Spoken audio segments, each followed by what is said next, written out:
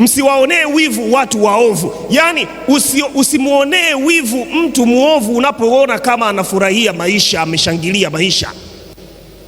Narudia tena, watakatifu wa Mungu, watoto wa Mungu, imewapasa msiwaonee wivu, tusiwaonee wivu watu waovu wanapoonekana kushangilia na kufurahia kwa sababu wanadhani wamefanikiwa. Yani usimuonee wivu mtu muovu unapoona amenunua gari.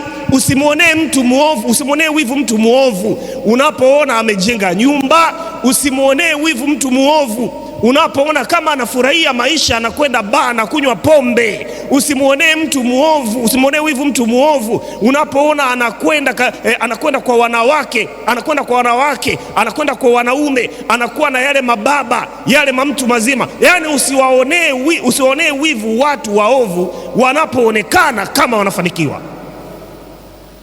Kwa nini?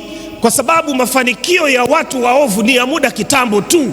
Ni watu wangapi wamepata pesa za haraka halafu pia wakafa haraka? Ni watu wangapi walipata mali za haraka halafu pia wakaangamia haraka? Ni watu wangapi walipata utajiri wa ghafla halafu wakaangamizwa haraka? Ndio maana tunasema msiwaonee wivu watu waovu wanapoonekana wamefanikiwa, kwa sababu mafanikio yao ni ya muda kitambo tu.